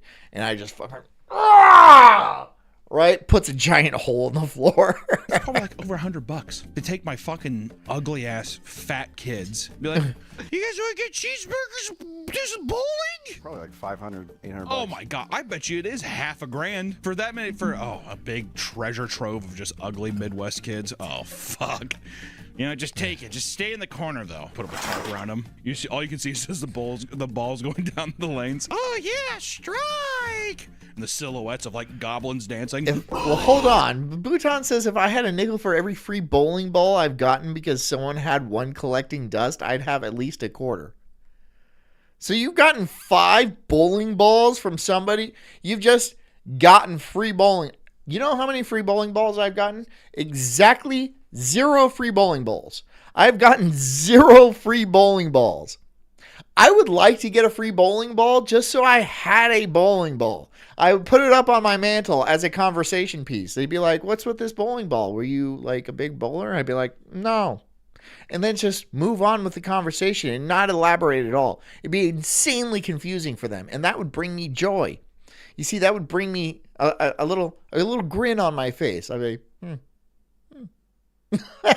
right? And then they'd leave. They'd be like, I just can't figure out the bowling ball. They'd be driving in their car home with their wife. They'd be like, what do you think the deal with that bowling ball? And she'd be like, I don't know. Why have it out like that if you don't bowl, if you never bowl? I don't know. I do not get it. Me and Jess would be dying. We would be dying.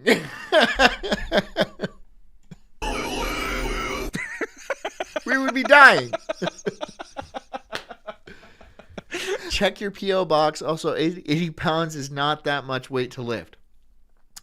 And I understand that. But in a big ball form, 80 pounds is actually pretty hefty. In big ball form, and then you have to huck it down a thing.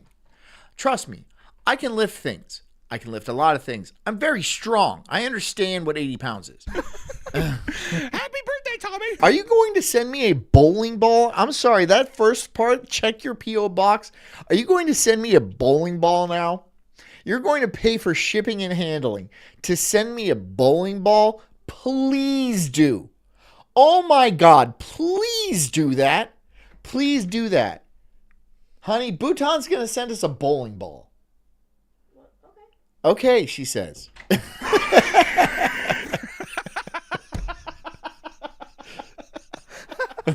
Okay, she's like, okay. We're going to display it on the mantle.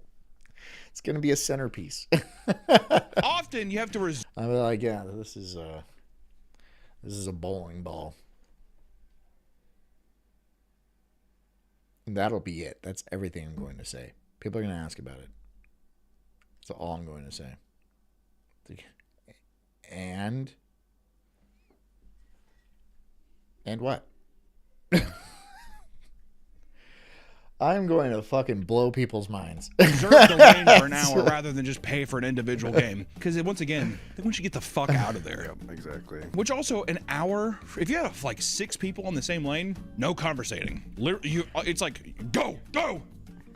Yeah, you try to fit 2 games in an hour. Yeah, right, dude. Yeah, right. Ben, you're gonna have to sit this one out. Okay. When you consider that true bowling fans are going more than once a week, these prices can add up quickly. People in this camp often join leagues in order. Bowling balls float. Use them for dangerous water sports. Bowling balls float? I'd have to do the math. Or I'd just have to throw it in the water and be like, yep, checks out. I didn't have to do a bunch of math. I didn't have to do like the basic weight of water and see if a bowling ball's volume like was less than that. No. I could just be like, yeah, that checks out. It floats. See? It floats. Or I'm going to lose a bowling ball, in which case I'll be like, well. Oh, well. Yep, that's exactly. I'm not going to be crushed over losing a bowling ball. I'm sorry. I'm not going to care that much. I'm going to be like, oh, well, that was fun for a minute. In order to take advantage of discounts. But we'll get to leagues later, even though I do want to be in a league. Yeah, a league would be cool. I do believe I would win a bowling competition between my crew, but I will say I am not league ready. Oh, definitely not. I can't even bowl. What do you think about ROTC bowling night? Where we all go bowling. And I beat the fucking daylights out of Mersh. Not at bowling, just in an alley. Over.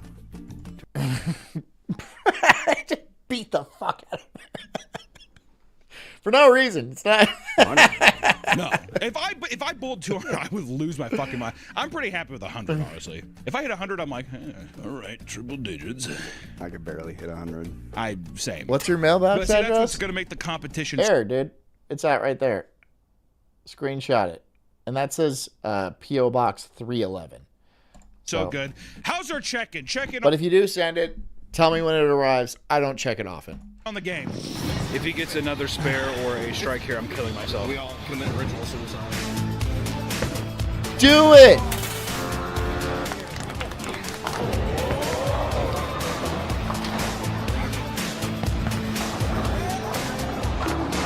I'm heating up. I'm gearing up. My power is warming up. Are you Gear 5 Luffy?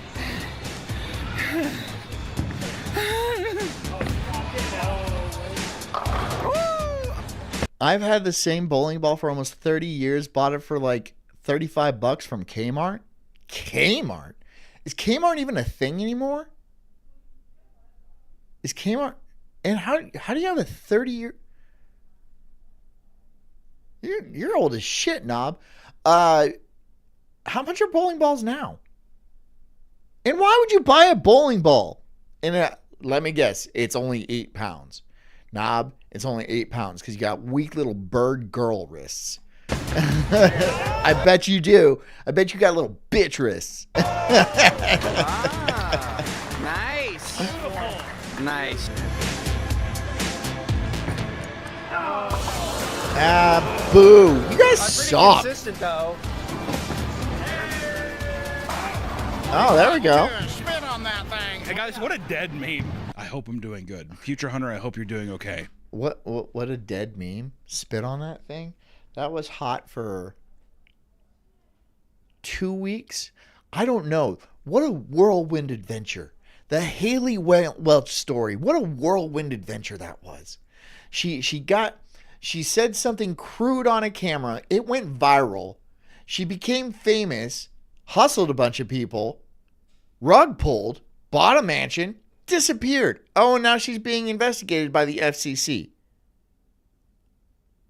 Bitch did it right.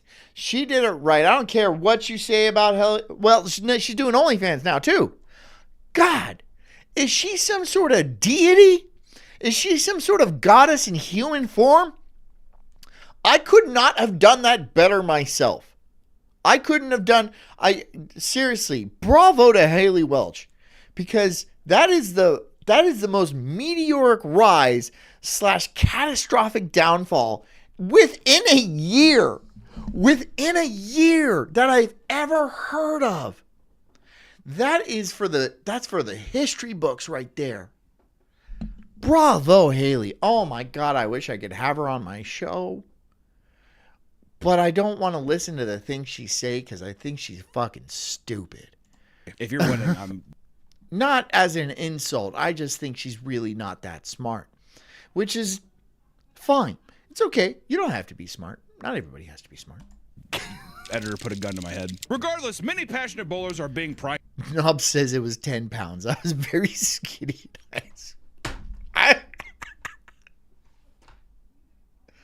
I wasn't.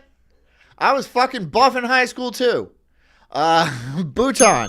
Have you seen this? I think you'll hate it. All right, sure. Why not bring it up? I'll bring it up on this screen over here so I don't get another fucking penis. Another penis right here. Vimeo. You give me Vimeo? Okay. All right. Whatever. How to sharpen pencils. If this is like a long con where it's like, well, you put the pencil into the pencil sharpener and said, just kidding, it's cocks.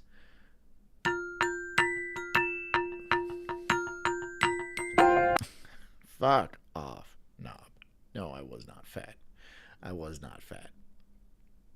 Sorry, buddy. I wasn't fat. I know. You're all like, I gotta... No. Nope. I was also pretty muscular in high school, too. Sorry. Some people are just built differently, bro. Some people are just built differently. Hi there, my name's David Reese, and I have an artisanal pencil sharpening business. And okay, you're right, Bhutan. I do hate this. I've sharpened... I hate this so much with every fiber of my being. More than 1,500 pencils for paying customers. A lot of people think they know how to sharpen pencils, but... You have not struck a nerve. I'm not fat, dude. I'm not fat. I wasn't fat in high school. I don't have pictures from high school, but I wasn't fat in high school, I promise you. They don't, really. One of the points of my business is to remind people how to properly sharpen a pencil. If you want to start a pencil sharpening practice in your own home, you're going to need a fair amount of equipment. Now, you can buy everything you need for less than $1,000. I should know. A pencil sharpening business in your own home? What does that mean? No, I've done it. And the great thing about having a pencil sharpening business is that unlike a lot of woodworking crafts, you can... Do you want me to find a picture of me in high school? Do you want me to find... Freeside, Knob, I actually played 3 sports a year from 7th grade on, Chunky. I played football. What do you want? Chunky, my fucking... Chunky, I'm fucking Chunky? Chunky? Huh? That's not Chunky. That's not Chunky. It's not... I mean, it is... It's not Chunky. All right? You're Chunky. Fuck you. Carry around everything that you need in a single toolkit. Fuck you, man. This is my Fuck toolkit. you. Look, if I was fat in high school, I would tell you I was fat in high school. These are pencils. Number 2 pencils, the only type of pencil that I sharpen, and the type of pencil that we'll be sharpening today. Pencils are probably the most important component in a pencil sharpening business. You can sharpen a pencil without a pencil sharpener, but you can't sharpen a pencil without a pencil. I also have a rag for wiping away residue and cleaning a pencil point. I use an old Wu-Tang Clan t-shirt, but that's not necessary. You can use any old white rag as long as it's made out of cotton and is an old rap group t-shirt. These are the shatterproof plastic display tubes that I use for shipping pencils through the mail to satisfied customers around the world. Here are the labels that I affix to the shavings bag and the plastic display tubes into which I put the pencils. This label will contain the information: job number, date, lighting condition, sharpener used, pencil number 2, yes or no, always yes, sharpness rating, and sharpener operator initials. This is one of my favorite sharpeners. It's a replica of an old American sharpener from 1905.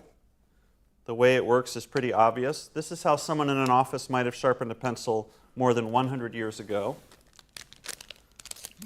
This is an unopened pencil sharpener from an Asian country, Japan. And finally... Okay, why do you have that? Why do you have that? Why that one? This is the blade that I'm going to use to sharpen a pencil. Here are some pencils. These are number 2 pencils. It's our responsibility to choose a pencil that's worth sharpening. The first thing you want to do is make sure that the graphite core of the pencil, what you might know as the pencil's lead, even though it doesn't have lead in it, it never has had lead in it, still you can be forgiven for that misnomer, is it centered within the barrel or the shaft of the pencil. If it's Is this a bit? Is this a bit? Off center, it's going to be harder to make a consistent conical point. You also should make sure that the shaft of the pencil is straight, that there's minimal bowing to the shaft of the pencil. Why not work with a pencil shaft that's straight rather than one that's bowed? So this is the pencil that I'll sharpen. You should take a couple hours to look through your own home and find a pencil that's suitable for you to sharpen. A couple of hours? This is a bit. This has to be a bit. Now, you're going to be holding the pencil in your non-dominant hand and holding the knife in your dominant hand. Once you have both items in hand, simply return the pencil to the tabletop because we have to sharpen our knife. As anyone knows, whether you're a woodworker or a chef or a bandit in an alley, the most important tool in your toolkit is a properly sharpened knife. And to that end, we have here a leather strop that I'm going to use to sharpen my knife. You should have one of these in your basement or in your grandfather's tomb. You'll be able to find a leather strop, and we're simply going to take just a few moments to rub our knife blade back and forth on this leather. Okay, first you actually need to like sharpen it. The strop is only for like the very final touch of sharpening, right? You need a whetstone first, right, to actually like grind the edge down. When you use a leather strop, that's the end of the process. That's the last part of the sharpening, right? And that's only to get it very razor thin. Leather Or strop razor so sharp. that it's nice and sharp. Once your knife is sharpened, return the strop to its resting place before anyone knows it's been missing. And now, pick up your knife, pick up your pencil. Strop is for centering, not sharpening. Like centering the actual edge of the blade. Okay. And get ready to journey backwards through time at a Is that what terrific it is? velocity as I teach you how to point a pencil. There are a superabundance of pencil sharpening technologies available to us these days, but it makes sense for us to pick up these tools and maintain the consistency of this old-timey practice. It connects us to our forebears, our ancestors, and it also teaches us that there's nothing to be afraid of and there's nothing to be ashamed of when it comes to sharpening a pencil with a straight blade. You can spend all day admiring the Platonic ideal of a pencil in your mind. At some point, you need to actually sharpen the goddamn thing and put it to the page and write your grocery list. Pencil in non-dominant hand, knife in dominant hand. Now, we're going to be working in several discrete stages here. The first step is going to be to simply expose the graphite that's lying in wait within the wood of the pencil shaft. Once we've exposed the graphite, we can shape the graphite and produce an iconic or less than iconic or horribly ugly pencil point. Okay? So, our first step is to place the blade of the knife against one of the edges or ridges of the hexagonal shaft of the pencil, and then, if you can see this, propel the knife towards the unsharpened end of the pencil by the thumb of your non-dominant hand, which is holding and rotating the pencil. Err on the side of too long a pencil point. That is to say, maybe a thumb knuckle's length away from the unsharpened raw end of the pencil. And as we rotate the pencil shaft, we're going to notice that with each successive swipe of the blade, the ring of safety, okay, the wooden ring of comfort, that aperture is closing in on the graphite core. And you can see now that, sure enough, I am exposing the graphite that was hidden inside the shaft of the pencil. I am moving with such a delicate hand that I have exposed the graphite while producing minimal divots and almost no scratches. So I have a nice unblemished graphite cylinder to work with in conjuring my finished pencil point. Okay. Take a moment now to rotate the shaft of your pencil between your two. Right, Liv says, unless something cool happens, this is definitely the dumbest thing I've ever seen. I don't know why I'm still watching it, but I am enthralled. I am invested, and I want to see the final finished product of this. Two hands, just to visually confirm that you have an unobstructed view of the graphite core, and there's nothing that will get in the way of you now shaping. And I watched Daywave. That's actually, so like, dude, come on. You cannot, this specifically, Daywave is stupid. Daywave is filled with stupid shit, dude. But this is fucking stupid. You should send this to fucking Royce. Make sure, like, put $20 behind it. Make sure he has to fucking play the whole goddamn thing. Shaping this graphite he won't. Core into a handsome pencil point. But I will. Great. We've completed the first stage of the pencil pointing process. This is so we reach now for our sanding block or our high grit sandpaper, any fine abrasive surface that we want to make the iconic pencil point shape with our graphite. So you take your pencil in your dominant hand and just begin rubbing it against your abrasive surface and rotating it as you rub. As I said, this is delightfully messy and wasteful, and I have been criticized by friends of mine, contractors, luthiers, woodworkers, who think that this is too wasteful. And to them, I say, fuck off and die.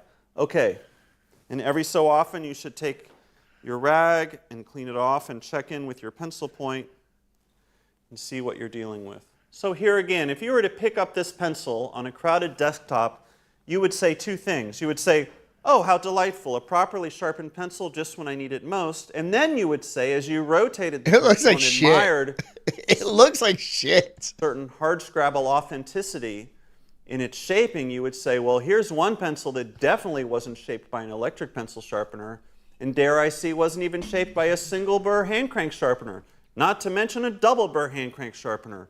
This, friends, is a pencil that was sharpened by hand, enjoying the same tradition of excellence that our forefathers and foremothers enjoyed, going back to the mid-16th century, which was the birth of the modern pencil. And now once you've finished with your pencil, you're going to put down your knife and put the pencil in your non-dominant hand, and then put your dominant hand closer to the edge, the end of the pencil, and then simply destroy the pencil and throw it away, because that was the first of hundreds of pencils you'll be sharpening, and you're only going to get better at it. So don't look back. Ever onward. That's our motto. So destroy your pencils now.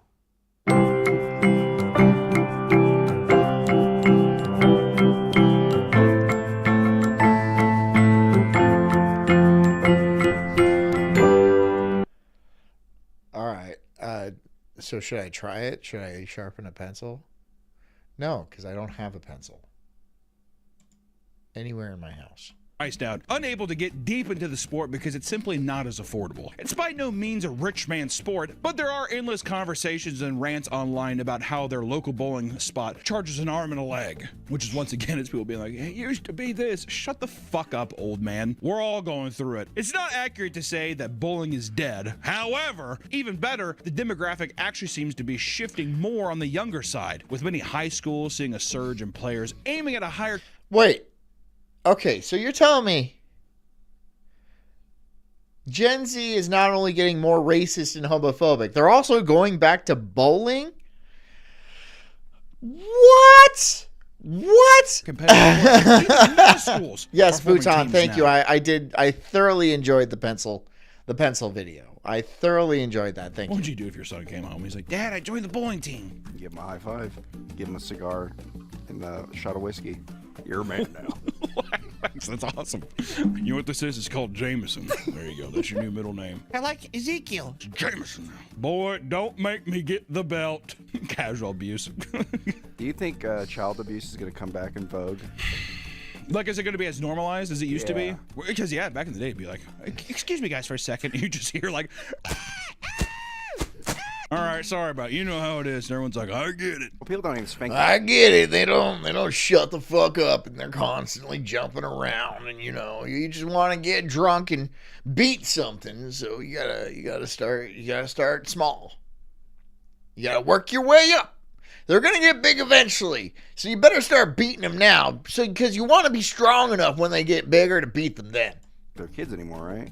I got spanked. Reminds me, I have to go do that. My mom would bring out the spatula. That's how I knew I was in trouble. Yeah, my grandma had big rings, and she just my god, she'd do that. She never struck me, but she did. And I was like, oh. Luckily, I never was hit as a child. Maybe I should have been. Maybe I'd be a different person. Maybe I'd be a skinny boy if that was the case. My mom was just like, you're so cute. Here, eat this. I'm like, there's a big fat ass in school. Oh. That's the worst kid. My dad, he was a... Editor, cut this. This is not good. Oh, shit. Homeboy had a rough upbringing. They had to cut that from the episode. Homeboy had a rough upbringing. Damn. Say that. All right. One of the more controversial developments in the world of modern bowling is the rise of Bolero, the massively popular bowling entertainment center. Bolero has a heavy focus on party atmosphere and entertainment, featuring things like giant arcades, beer pong, bars, live music, and various events. This is stuff like... I used to be really good at beer pong.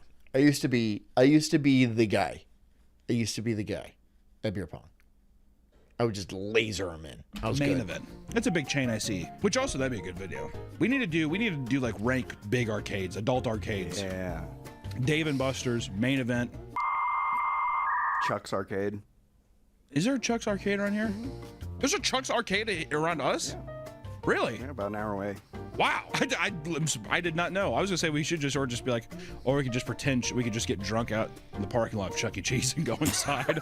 Tailgate Chuck E. Cheese. While entertainment tailgating Chuck E. Cheese sounds pretty funny. Many actually complain that Bolero is not focusing enough on competitive play, with many voicing their frustration about their experience practicing during "quote-unquote" cosmic bowling nights, where the disco lights and blaring music makes it hard to concentrate. What about beer pong? Fucking river, dude. Well, I was good at it. That's just what I was saying. I was good at beer pong. Okay, Bolero. Some of us are trying to be competitive at bowling here. This wouldn't be such a big issue if Bolero wasn't as influential as it was within the bowling scene. It's one of the biggest chains out there, so much so that they even acquired the Professional Bowlers Association in 2019. Okay, well, that's kind of funny. You know that they heard too many complaints. They're like, we're just going to buy it. Yeah, there you go. You can't complain now. Yeah, exactly. Keep complaining. We'll shut the whole fucking thing down.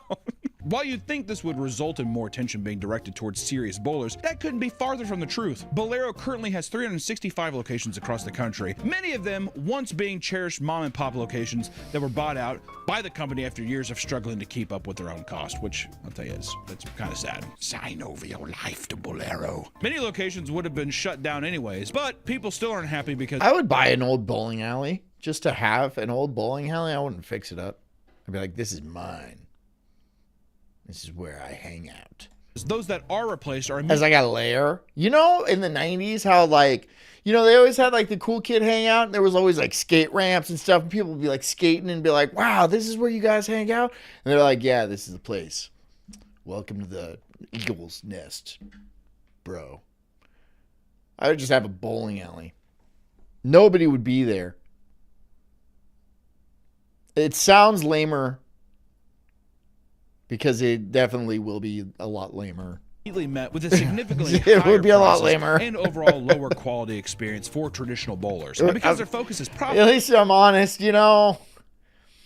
You know, they put far less effort into maintaining their lanes, something most casual players will hardly notice. Bolero is also aggressively pushing the conversation to string set pins, allowing knocked pins to be reset easily without the potential of getting stuck in the machines. And while this makes sense for lower maintenance costs and overall profit, serious bowlers would rather blow their brains out than use them. It's true. I've only ever actually seen that done when it's like a kid's alley, where it's like a shorter whatever, and they just whoosh, get pulled up.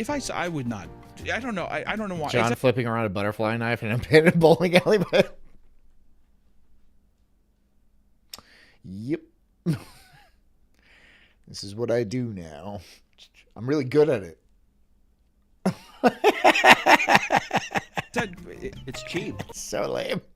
It is cheap. If I saw that, I'd be like, let's just go somewhere else. Some research shows that the setup leads to lower strike percentages and more spares as they affect pinfall dynamics in a way that noticeably affects the game. I mean, I don't really give a fuck about the physics of it. I just think it looks really fucking stupid and it feels cheap. And also, too, it's weird that bowling is like a cute date night kind of thing. It's a nice date night thing, and if I sat there and I took my partner to a bowling alley and they saw the string pins, I think that they would think, oh, this is a cheap date. Does it not? He's cheaping out on this date. Doesn't look good on me. I don't like that. It reflects poorly on myself as a customer, it does. What's even worse is that many of their few league nights can easily be canceled if a private party wants to host an event with even That's true, they always have those. Notice. You cancel an entire league night because someone's like, yeah, I have a party of 3 coming up. Okay, get out. Because of this, tons of bowlers boycott Bolero and even stage walkouts when some of their lanes are taken last minute. There are even Bolero hate groups online solely made for the purpose of ranting about their hatred of. Damn, that's what you do? You hang out on a Bolero hate group on Facebook and you're like, I know, I can't stand them. I love bowling though. Oh, but Bolero can suck a cock. Oh, but like bowling? Man, I picked up a 7-10 split last week. It felt like heaven. But Bolero... of the company, which is, you have to be a pretty bad company for their... Go do... Why would you do that? A bowler's strike? Yeah. In general, it is considered by passionate bowlers to be the slow killer of bowling as a whole. There it is. It's like Walmart. It's kind of like the death of the death of the mom and pop shop. It's more convenient, but the lives that are lost. Walmart comes in, puts a gun to their head, and blows off their fucking head. Even with a recent resurgence among youth, the average person goes bowling just to relax and maybe share a couple beers with the boys. However, the professional bowling scene is a completely different energy, one that leads to many iconic moments, which if you haven't watched professional bowling... have you ever watched professional bowling? It's lame. It's super lame. It's so lame. It's because they're professionals. They're pros, right? So it's strike after strike after strike. Oh, he left one standing. Oh, he knocked that one down too. After strike after strike. I gotta say, it hypes you up. It's the same with, dude, It's you know what not. I've been seeing a lot It's lately not. is fucking Doesn't dart hype you up. throwing. Oh, yeah. Going to a professional dart throwing competition looks like one of the funnest experiences I've ever seen. There's no way that's real. There's no way that's accurate. 180. The crowd's like, ah! It's fucking awesome. At one point, the Professional Bowling Association was one of the most watched and financially backed professional sports leagues in the nation. Millions of people used to flock to tournaments and tune in on TV or the radio to find out how their favorite bowler played, with crowds in the background getting insanely hyped for their favorite players, which is true. And I will say the radio broadcast would be pretty fun. Tim is lining up for the bowl. Like that's a fun audio experience too. Sadly, the PBA has fallen far from its former glory and is struggling to even get sports broadcasting to cover its events. Despite this, the league still produces iconic moments that capture the public's attention and attract tons of new fans. One of the most famous clips to ever come from bowling is from the 2012 U.S. Open Bowling Championship, specifically during the final frame between Peter Weber and Mike Fagan, which if you haven't seen this, everyone's seen this. Iconic. One of the best lines of all time. Peter Weber needed to hit one pin to win his 5th championship, and without hesitation, he threw his ball, nailing the shot. And while freaking out, he turned to the crowd and shouted, "Who do you think you are? I am!" One of the best moments in sports history. Who do you think you are? I am! Who do you think you are? I am! I think motherfucker was just hyped. I think he just, What does that mean? What does that mean?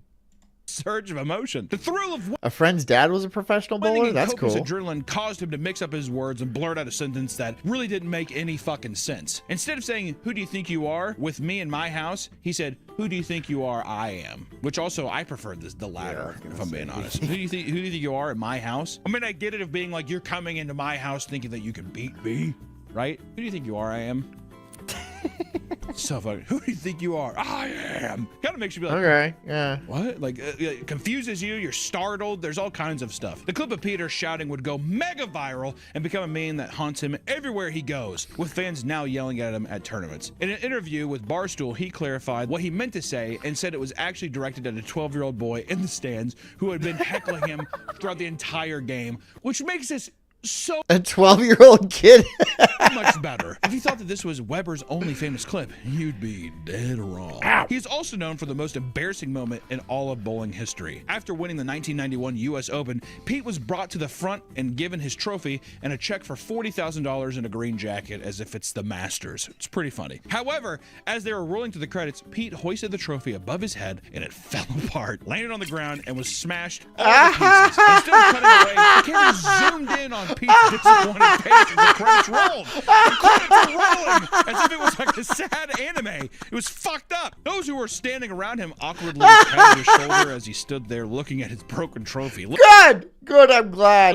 Looking at this thing that he just competed his heart out for, right? And they're just like, it's all smashed and shit. They're all like, well, I handed it to you, so we're not going to replace it. That was yours. It changed hands. That was yours at that point, so that's on you.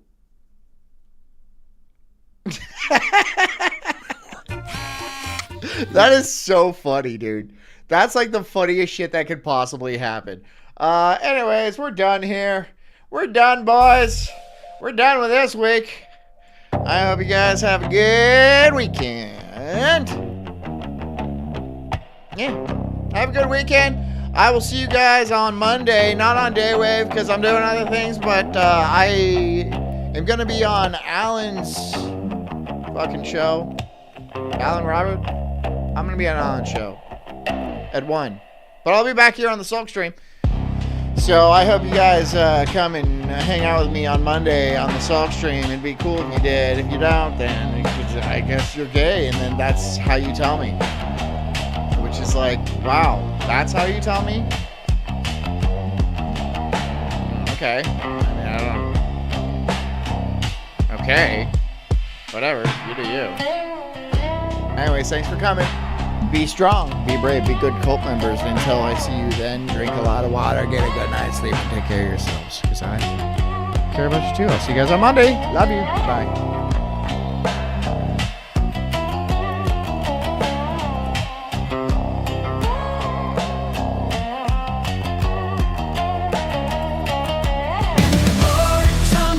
I'm an incredible soul, unhinged and enraged like a bulldog's fierce growl. I'm spitting fire, burning through these trees, questioning the world, unraveling conspiracies. Talking about Bigfoot, but Loch Ness Monster too. Government lies, they're feeding me their goo. I'm diving deep into this rabbit hole, uncovering the truth, setting fire to their control. I got small nipples, but my voice is loud, roaring like thunder in this crazy crowd. They say I'm crazy, but I call it woke, unraveling the madness with every word.